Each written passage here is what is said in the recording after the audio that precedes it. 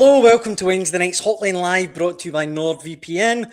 My name is Daniel Coe. I'm delighted, as always, to be joined by the one and only Keith Jackson. Keith, how's your week going? It's okay, Daniel. That's an interesting colour scheme you've gone with tonight. What's that, kind of lilac? Aye, nice sort of lavender. Lavender? Aye. Is that a football shirt? You want any fashion tips? No, it's not actually. It's a fashion shirt. If you want any fashion tips... No thanks. Talk after the show, Grandad. No thanks.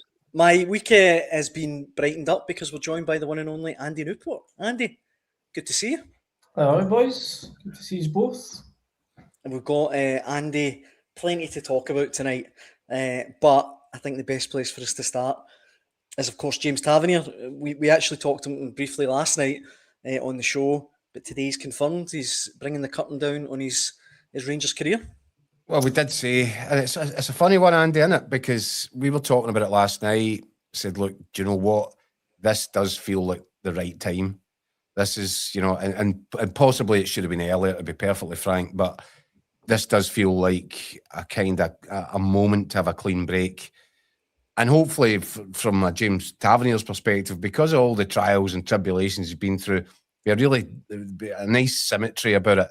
If he was to end it all walking away with a trophy, walk away as a winner rather than leave as a loser again, because that's what he gets hit with all the time, isn't it? The poster boy for underachievement at Rangers, and a lot of that's unfair because he's only one man. He's been in the captain of some fairly mediocre Rangers sides over the years, but I think if he was to write his own ending here, that would be it, wouldn't it? To go out with another title, a second title, to go out as a winner.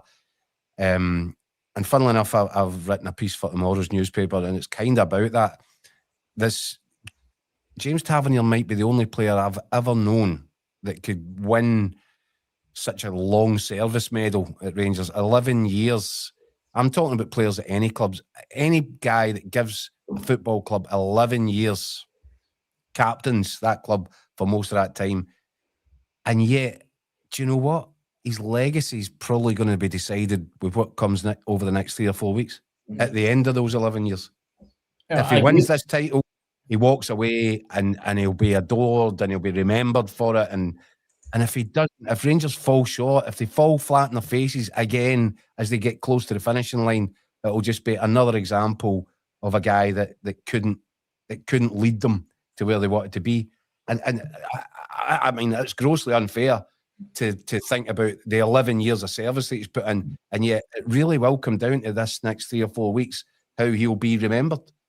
I do totally agree with you in the sense that he's been a victim of misfortune, a victim of timing, if you want to put it that way, because, yeah, listen, there will always be people who point out certain deficiencies to his game. I don't actually think he's as bad a defender as some people seem to suggest. I think when he was at his peak, he was, you're talking about he was part of a Rangers team that conceded 13 goals the whole season. So I don't think you've got big, huge gaps in your game if you're sort of leading a defence that's racking up those kind of numbers. But I think in general, especially the last few years, when you think about the kind of players he's had to have round about him, the mistakes that have been made, recruitment, the mistakes that have been made by the players round about him, I think it's harsh to sort of single him out and be, right, he's the guy.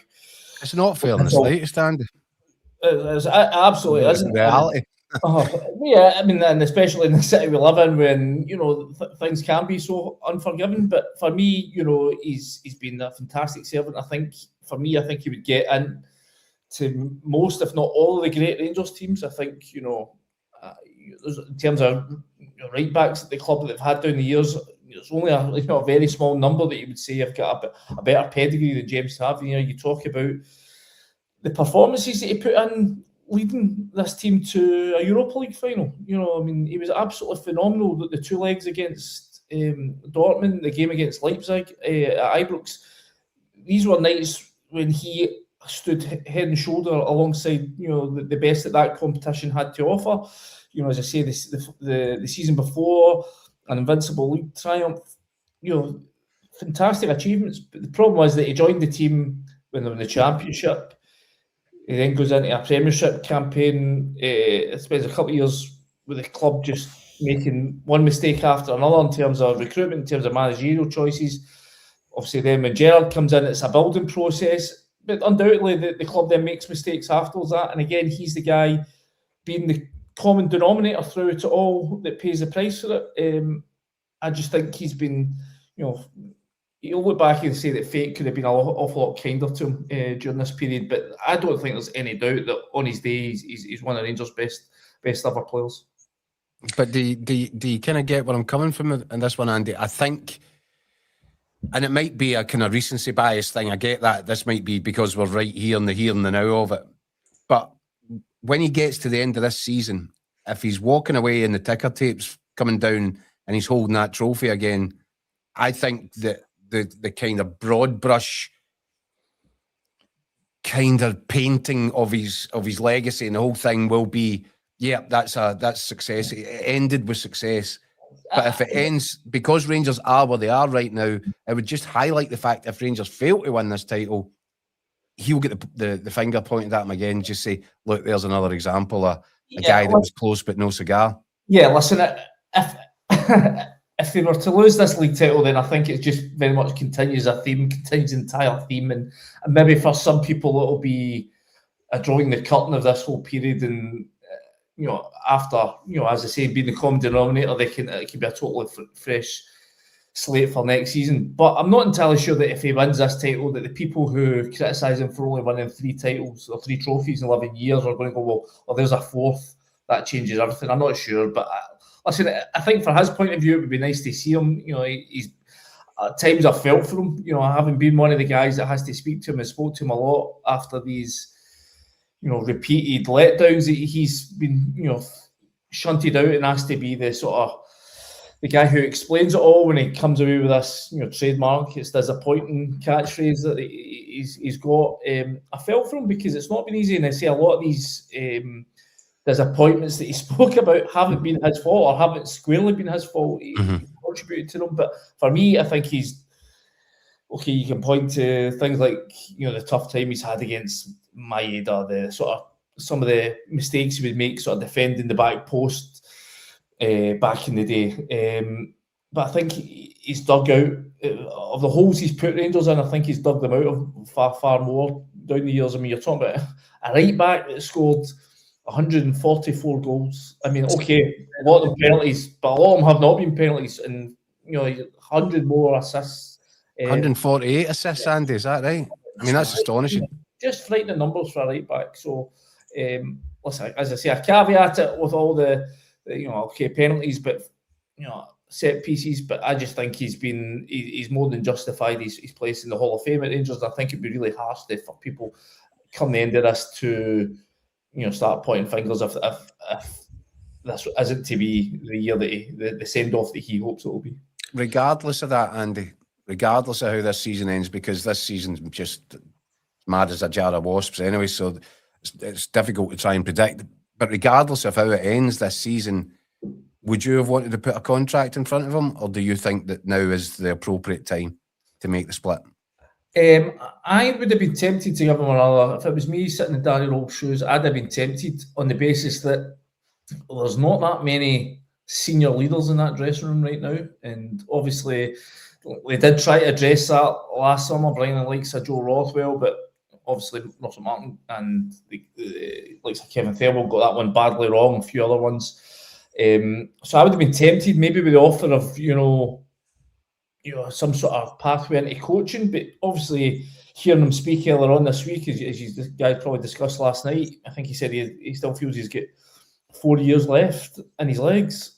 I'm not entirely convinced, certainly not at this level. I think you're seeing times where he can be targeted. I think he was targeted against Falkirk last week, but I think there's also occasions where his quality in the ball has been vital to Rangers. I even think back to the League Cup semi-final defeat to Celtic.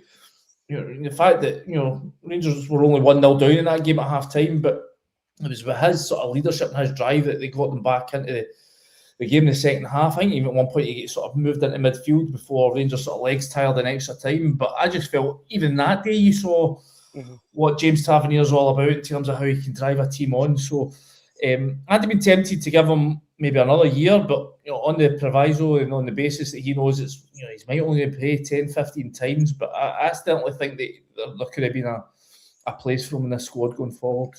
Sorry, Dan, was there something odd, Andy, in your mind, of the fact that he came out and did a round of interviews earlier this week, and he said, "I don't know yet, open to offers." He kind of certainly wasn't saying at the start of this week, "Yeah, I've kind of decided I'm off." That decision seemed to change position very quickly over the course of not very long. It did strike me as odd that it was him who announced it and not the club. Almost, yeah. I don't know this for certain, but I kind of get the feeling looked like they were kind of blindsided by it a wee bit. And I mean, what I would say though is I don't think the announcement is all that surprising in terms of whenever we've spoke to Tavernier 3-4 times over the last couple of months, and the question's been asked to him, and he's always kind of batted it away. We put the question to Danny Rowe maybe about a month ago or so. And again, very non-committal in terms of, would there be a contract placed on the table? So from that point of view, I don't think it's that great a surprise that a decision's been reached or not been reached to offer him a new deal. But I think I must admit I did feel the way it came about this morning on Instagram, on social media, rather than the club sort of making the announcement themselves, did seem a bit strange. We've got, as you can see, I'm putting up plenty of comments on the screen. Keith, there's one guy who's delighted at today's news. Ramage. Alistair Ramage, who writes in, no matter what the topic is, blames James Tavernier. Says, great news, he's leaving, serial loser, good times are coming. Although there is... you need to have a heart of stone. This guy's got a heart of stone, Ramage. He also says, in my 70 years on earth, he's the worst captain ever. Which seems like a baffling statement to me, but there's a lot of Rangers fans though. There's things not working for me here about Ramage. No. So he's 70, but he's firing into the chat on the YouTube and all this. Well, listen. Well, yeah, that's possible, but if he's watched Rangers for 70 years, I guarantee you he's seen worse captains than James Tavernier. I guarantee you that. There's a lot more Rangers fans with a lot of respect and well wishes for Tavernier. Though Rangers Easy OK says, genuinely wish the best to Tav. Always fit, always reliable, never hid. Let's go and win this title for him. And we'll fill Ibrox out in the summer for his testimonial. History will be very kind to Tav. Mark points out he's a good bit of business for 200 grand from Wigan. Got to a European final. Rangers should have cashed in at that point. I know you've said that as well, Keith. 100%. Yeah. David Gray says, I believe he's now done this to help push his teammates on to the title. Chick says, as a Celtic fan, respect to Tav, he's given the best of his career to Rangers. Jock says, great player, just not a great defender. With better players around him, his errors would have not been highlighted as much. And this, that's actually me. Angus actually says, plain and simple, Tavernier has been a scapegoat for some awful Rangers seasons. The hatred he gets is baffling. And I've said this a few times in the show, that sums it up for me. Andy, I don't get the hatred he gets. I don't get the stick he gets. I mean, you think back to, I think it was 2024 when Rangers lost 3-1 to Celtic at Celtic Park. Do you remember outside Ibrox? People were right in his face, calling him a loser and get lost and all that. I don't get it at all. I really don't get it. I really just do think it's familiarity sort of breeds contempt in that way. He's been there. He's been the one guy who's been there through all the disappointments that the club's had, so therefore he must be the root cause of it. When it goes much wider than that. You can point fingers at sporting directors, you can point fingers at managers, you can point fingers at other players who haven't held up their standards to the level that James Tavernier has throughout his time. Yeah, listen, he's made mistakes. Nobody's perfect, as Keith says. If he had been perfect, he certainly wouldn't be playing for Rangers throughout this period. I just think that he's done more than enough good during his time at the club that he should be remembered fondly. And just one of the captions there in terms of testimony, I think he's 11 years now, and he should have got one last year. He should have, Andy. Yeah. I think, there was rumours going about of a game against Leeds. Obviously, I think he grew up as a Leeds fan. I think that would have been his preferred choice. I think the fact that obviously last year ended in such meek circumstances sort of and the mood around the club before the new owners came in was so sort of fraught that, well, for whatever reason, it was shelved. Obviously, the new owners came in, had maybe other things to be carrying on with now, but they've bedded themselves in. I think it would be the right thing to do, absolutely the right thing to do to make sure he gets the send off that he deserves after 11 years for the club. Yeah, but I do think so. If Rangers fall flat in their faces here in the next 5 league games, it's not going to be much of a send off, is it? But then again, I think that's where it would still be the right thing to do. Yeah, absolutely, and I think the fans would still turn out for it, whether or not it be a sellout. I'm not sure. We remember Alan McGregor was the last one to get one a couple of years back. Pretty much a sellout. Obviously, Newcastle brought a big whack of fans up for that one, filled the room one out. But I would think you would see a fairly decent turnout for that one if even if it wasn't to get across the line this year. On the flip side of that, if he was to captain Rangers to this title, you could sell Ibrox 3 times over for a testimonial for him. And that's what I'm saying in terms of the legacy and how weird is this? Ultimately, the end of this 11 years, it's going to be the last 3 or 4 weeks that determine how warm and fuzzy the sort of memories are for James Tavernier. I think as years go by, I think people will go, listen, whether it's 3 or 4 or 11 years, it certainly wasn't enough. But in terms of how he walks out the door... I think he would acknowledge that himself, Andy.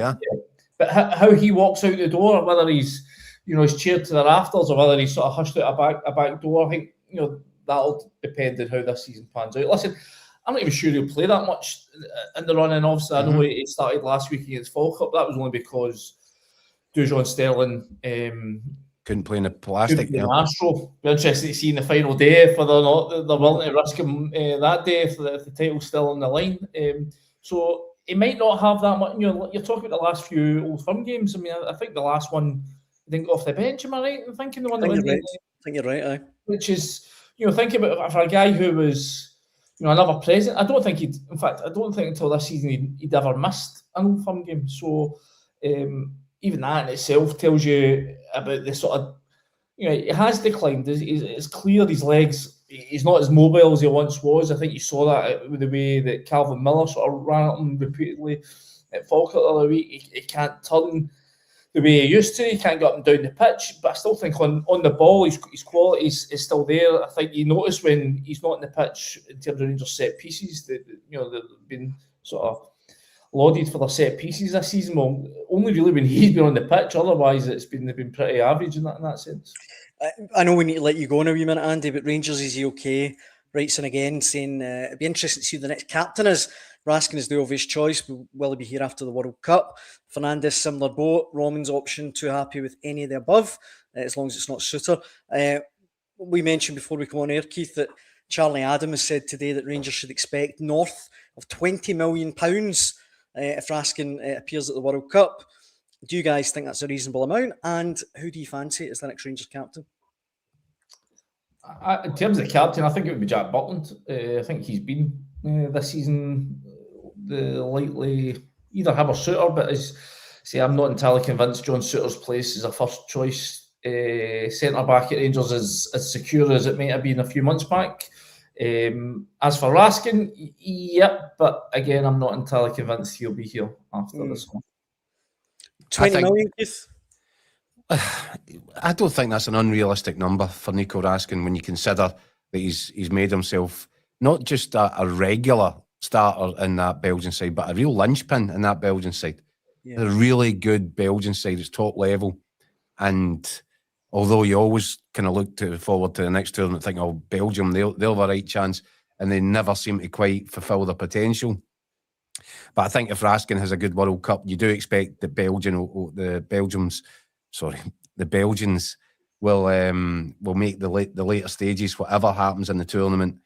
And once you get to the latter stages of a tournament, especially a World Cup, there's a premium on your price. Rangers kind of messed that up with Yanis Hadji for various reasons. Rangers' decision making has been hopeless down the years, and James Tavernier has had to front up a lot of that.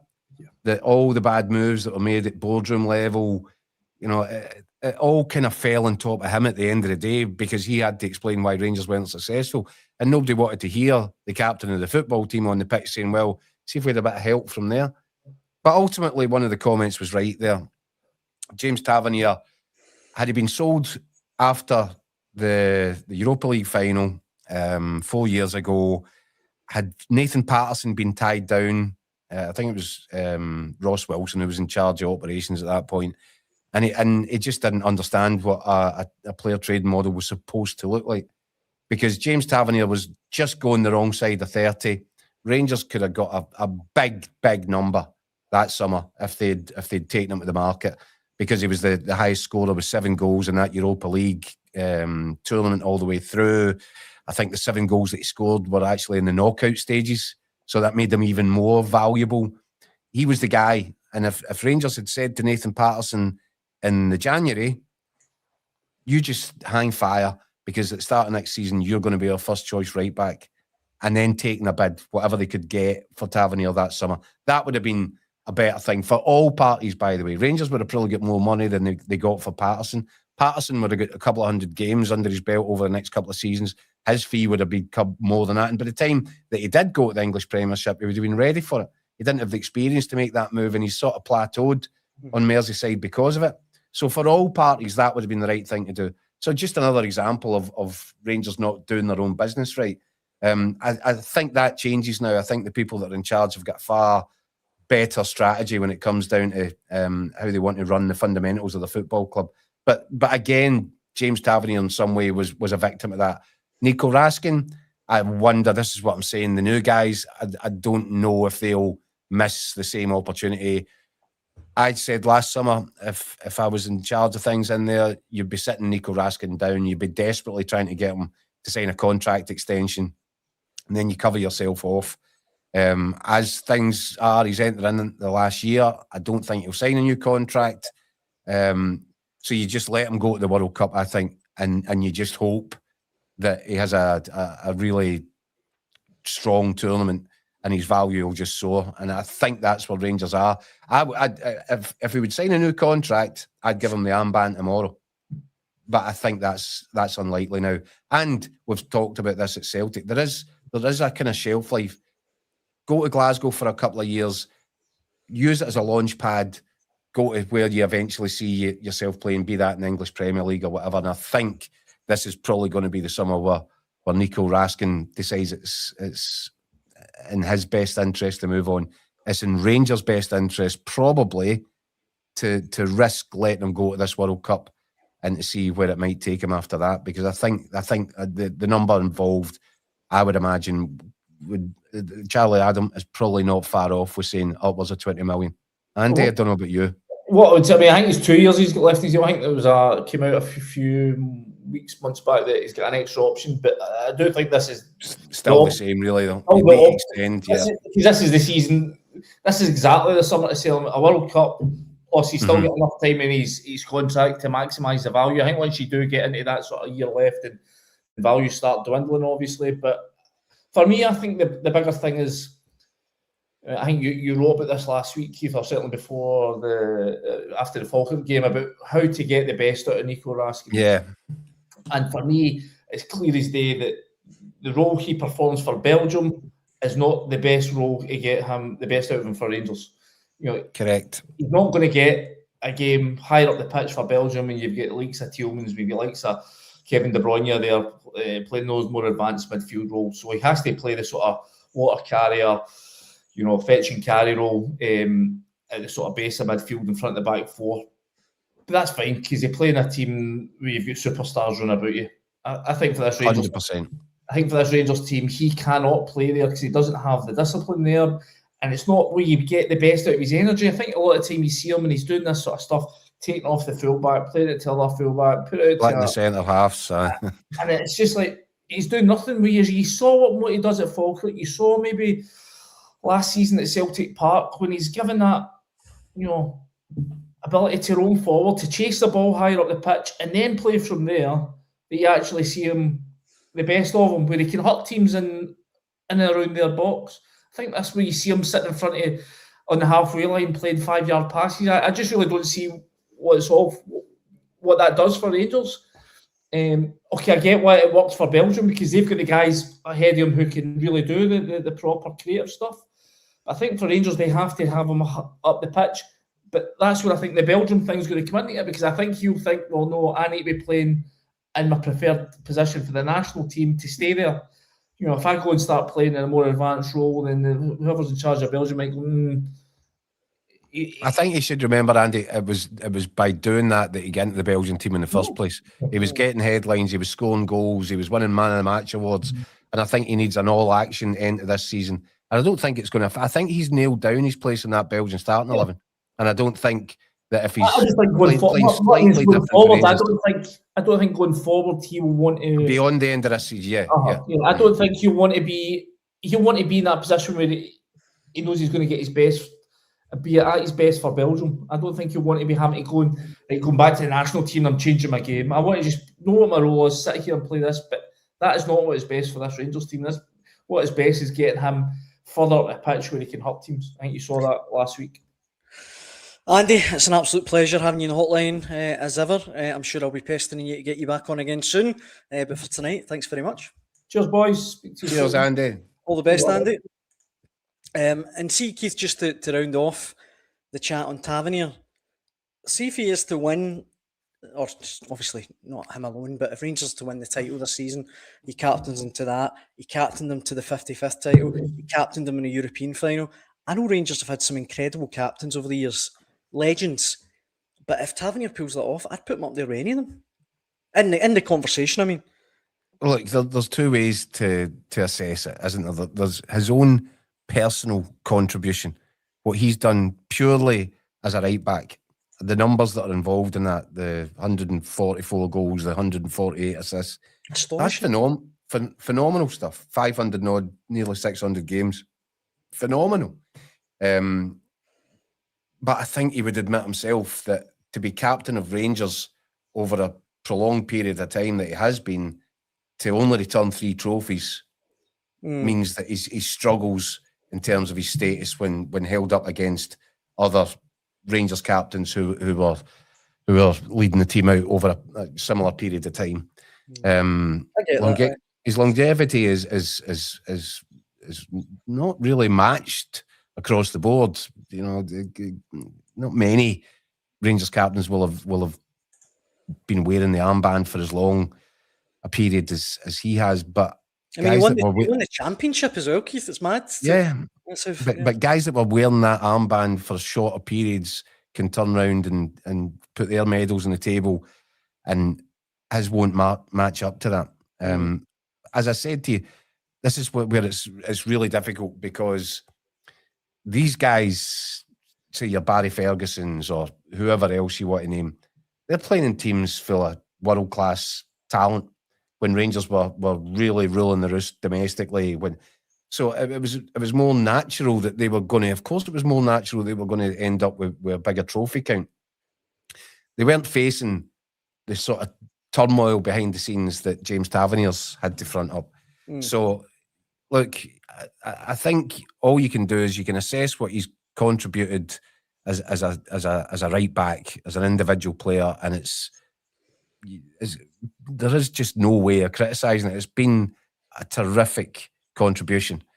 But as a captain, you're held to a different set of standards, because you're held responsible. You're the guy that fronts the whole thing up.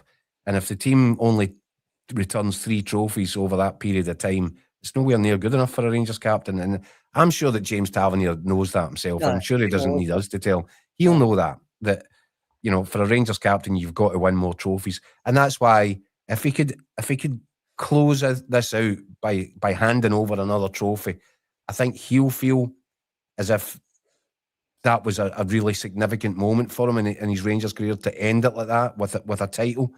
And I think that, as I said to you, I think that it will help Rangers fans in the first instance, who will look at him over that period and say, we didn't win enough. Well, do you know what?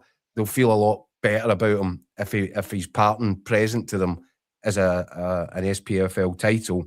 And also, I think, because it's dead easy for fans of opposing teams to have a laugh at his expense, to taunt him because purely that record, and it's not on him, it's on the state that club has been in over that period of time. But he's just the easy target. He's the front man. And in many ways, if James Tavernier was to win this title with Rangers, maybe he'd get a bit more respect in his name from the fans of the other clubs, who I'm sure, by the way, as much as they might have enjoyed all the trials and tribulations, these fans have watched this guy over the period. They'll have known whether they're Celtic fans, Dundee United, Aberdeen, whatever they are, when James Tavernier was hurtling over that halfway line and getting deep into their team's territory, there was always that feeling he's got to do something because of the quality of his delivery, because he can get a shot away. They would have had periods in many a game where they've identified him as a danger man. But it's quite funny if you're an opposition fan to dismiss all that. And maybe if he did end up with the trophy at the end of the season, opposition fans, albeit very grudgingly, I'm sure, they would have that bit of respect for him because he certainly, nobody could accuse him of not going the course and distance or not putting in the effort over the period and keep coming back up from some pretty brutal knocks over that period of time as well. Yeah. Elsewhere, Keith, Martin O'Neill has been talking today to Celtic TV. He's been talking about the title race. Let me read out a couple of the quotes to you. He says, a record in the league across the whole time that he's been there. We've lost 2 league games. We lost at home to Hibs and Trust to get sent off. We were in the ascendancy at that time. Who knows? I don't think we'd have lost that game. Dundee United was disappointing in the second half particularly. We've drawn 2 games away at Hearts and Rangers. Overall, if you'd said to me coming in way back at the end of October, would I settle for this position? Absolutely.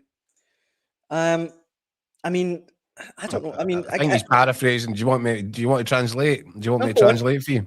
Absolutely. Yes, of course. I wish that Wilfred Nonce fever dream hadn't happened. Well, that's what it is. Aye, He's basically saying, and he's right. He's 100% right, and the stats will back him up. That when he went in first time around to replace Brendan Rodgers, Celtic were in a bit of trouble. Hearts were a decent, healthy lead over them at the top of the table. And by the time that Martin O'Neill stepped away to let Wilfred Nonce into the driver's seat, the gap had been closed significantly, and Celtic were absolutely the whole trajectory of Celtic's season was going in exactly the way that Celtic and Martin O'Neill and everybody else would have wanted it to be. He then steps away. Wilfred Nonce writes the thing off, drives into a tree the side of the road, and then he's forced to come back again. And when he comes back again, he's like, oh, everything that he did over that first period had just got wiped out in the Wilfred Nonce car crash. It's been undone now. So he had to start all over again, except this time, rather than it being October, and sorry, when was the first? When did he first go in? Was it October? Yeah. October. So rather than having a good run from October all the way to the end of the season, he's had to come in January when all sorts of new damage has been done, and he needs to repair all that damage and then try and get Celtic back in the same trajectory that had him the first time around. And the stats prove, Daniel, that he's done it. The stats over his 2 stints this season, he has won 83% of the points that have been available to him for Celtic in the league. Wilfred Nonce's return was 33%. And even Brendan Rodgers at the start of the season was 64%. So if Celtic pull this off, as much as we're talking there about James Tavernier and what a way for his season to end, if Celtic pull this off, then it's entirely down to what Martin O'Neill has done over the 2 periods. Because if it wasn't for him, then, look, Celtic they're not even in the conversation for the top 3 if it wasn't for Martin O'Neill and what he's done.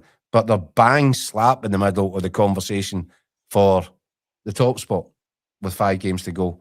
And that's entirely down to him. And the only one thing, the board gets a lot of criticism, rightly so. The only one thing that I think the board have done right this season was A, bring him in the first place after Dermot Desmond had lacerated Brendan Rodgers, and B, at least they were quick enough to admit that they'd got it horribly wrong with Wilfred Nonce, and they brought Martin O'Neill back in when he at least, as much as it was a long shot by then, he at least had a reasonable-ish amount of time to do something about repairing the damage and salvaging the season. But if the whole Wilfred Nonce debacle doesn't happen right in the middle of all that, Where are Celtic? They might already be celebrating a championship. Aye. Marzuno points out, Keith, in the comments, Celtic, Rangers, Tottenham and Chelsea have all hired unqualified frauds who lasted weeks this season. I know it's not Scottish football, but Liam Rossinier getting sacked by Chelsea today. Man. 3 months and a 6.5-year contract. 6.5-year contract. And honestly, I mean, I know people will say I'm a dinosaur, but as soon as you saw the way he was handling himself, conducting himself, the way he was speaking in press conferences, Keith, you need to respect the ball. You need to respect the ball. This stuff about protecting the ball, doing huddles round the ball in a halfway line. What did he think he was taking over? An under-12s team? What did Chelsea think they were doing hiring this guy? This is, look, Marzuno's spot on here. If you're going to hire your managers from LinkedIn, then expect this, because this is what it is. It's a nonsense. And do you know, the more that you see these examples of this sort of out the box, blue sky thinking, and it goes almost, you're almost looking at it going, you're hard now. It's the outliers are the successful ones. The bottom line is the vast majority of these guys, they're having catastrophic consequences on the clubs that appoint them. Right. And you wonder at what point does football realise, do you know what, guys, what were we thinking over that period of time? Can we go back to just identifying guys that are really good at understanding football and understanding man management? Because see if we can get these two bits right, we've got a real chance of having a successful manager. Yeah. Understand the game, understand the people involved in the game. And if you can't connect with them, and if you tell them, grown men, to go and stand around the ball and protect the ball before you, I mean, look. Madness. I just can't imagine any scenario where inside the dressing room, people aren't waiting for him to leave the room and then going, what? He wants us to, what? Well, if the players don't respect the manager, they're not winning anything under that manager. David says in the comments, one word, bonkers. And Kyle says, Rossinier didn't even last as long as Russell Martin. I mean, that is a stinging indictment. What did they have in the end? 170 odd days? Something like that, aye. So it was more than 5 times what Wilfred Nosey got. And that's what I'm saying. That's the one bit of credit you can give the Celtic board is they acted quickly there. They did identify that this was it wasn't even an accident waiting to happen. It was an accident unfolding before their very eyes. I don't give them too much credit for it. Nancy got 8 games, I think, didn't he? 8 games, lost 6 of them. 33 days. Aye, that's mad. I think he dropped 12 league points over that space of time. Aye, crazy. So, I mean, even if Martin O'Neill continued he's round about the 80% mark of points, that's asking me. I'm asking myself to do some on-the-air arithmetic here. You're looking at what, 8, 9, 10 points? Celtic would be better off right now? Something like that, aye. Yeah. Aye. So yeah, just about home and hosed in terms of winning the title this year. You'd have thought so, aye. A lot of people, Keith, some people, McKenna, asking about Ocean McEntee and Thomas Magnuson, both out for the rest of the season. I think that's a really big blow for Hearts. It's a blow. Go on. It's a blow on both counts. McEntee, because he's so versatile and he's covered in a number of positions, whether he's needed at full back, whether he's needed in the middle of the pitch. I dare say you could throw him in at centre half if you needed him because of his attributes. And he's been a real solid, steady Eddie performer. So much so that he's been keeping that man out of the team at times. Mm-hmm. I know that Magnuson's fallen out for various reasons. Mark Leonard coming in. So can Hearts manage without the two of them? Yes, they can, because they've got the numbers. Is it as devastating a blow as it was when Cammy Devlin and Lawrence Shanklin went out of the team? Absolutely not. But Derek McInnes would have preferred to have these options and these guys in his trenches, in the trench next to him, because they have time and time again produced the goods for Hearts this season, in this incredible season. And again, here we are sitting talking about, how you would fittingly congratulate or assess the contribution that people have made over the course of this season and how it might change depending on how the next 5 games go. But again, Derek McInnes, Hearts, this has just been utterly sensational. So as much as there's this silver ending, there's silver lining there for James Tavernier, it's the same at Celtic and it's the same at Hearts. and you'll have people that have contributed so much, albeit not over the same kind of length of time as James Tavernier has at Rangers, but the contribution that some of these guys have made at Hearts this season is stuff for the history books. You think Magnuson, that last-minute winner against Hibs at Tynecastle, and you think McEntie's goal at Celtic Park? I mean, Massive moments in the season. Important players, but let's see what happens, I guess. Green Machine says Hibs will blow them away the next game, and I think that's the perfect opportunity, Keith, for us to big up tomorrow's show, which is... This will be interesting. Ding, ding, you bringing a bell? Bring a bell, bring the boxing gloves. We've got Tam McManus and Ryan Stevenson joining us on the Hotline Live, so a bit of Hibs and Hearts energy, and I can't wait for it. It'll be great. Yeah, listen, they've got more to talk about than just Hibs and Hearts, but it is brilliant getting the pair of them on ahead of this derby with so much on the line. We all know what Ryan Stevenson's been saying over the course of the last few months. He's convinced himself that Hearts are going to do this. He hasn't tried to hide his own levels of excitement around it. But even he was a little bit dazed, a little bit punch drunk after the weekend, having watched Celtic blow a 2-goal lead against St Mirren. I think he's sitting there rubbing his hands. And then that late blast, that late flurry of goals and extra time, I think it's kind of left him a little bit, has he shot the bolt too early in this? Is he starting to worry? Is he starting to look at Celtic as a side that it doesn't matter how many times they get hit, they get knocked down, they get injuries, they get this, that, the next. They've got a guy in Martin O'Neill who keeps managing to get them over the line. And I think that'll be a source of concern for Hearts right now. That no matter what has happened over the course of this season, Celtic just won't go away. And they're not out of sight yet. And for Tam as well, Keith, when he was last in the show, he mentioned that if Hearts do win this league, he's agreed to wear a full Hearts kit on the first day of next season at Tynecastle. He must be petrified. Must be absolutely terrified. I mean, and he's been throwing some grenades around as well lately, hasn't he? Saying that Hibs recruitment's been better than Jamestown and all this. So yeah, I'm looking forward to hearing what the boys have got to say to one another tomorrow. Absolutely. That's tomorrow, and we will be back at 6 p.m. With the guys. So hopefully you can join us then. But for tonight, I think that brings us to the end of the show. Thanks very much to Andy Newport and to yourself, Keith. Cheers. And you can go straight to bed with a nice lilac jammies on. Excellent. Thank you very much for watching at home. And as I say, hope you can join us tomorrow at 6 p.m. Cheers.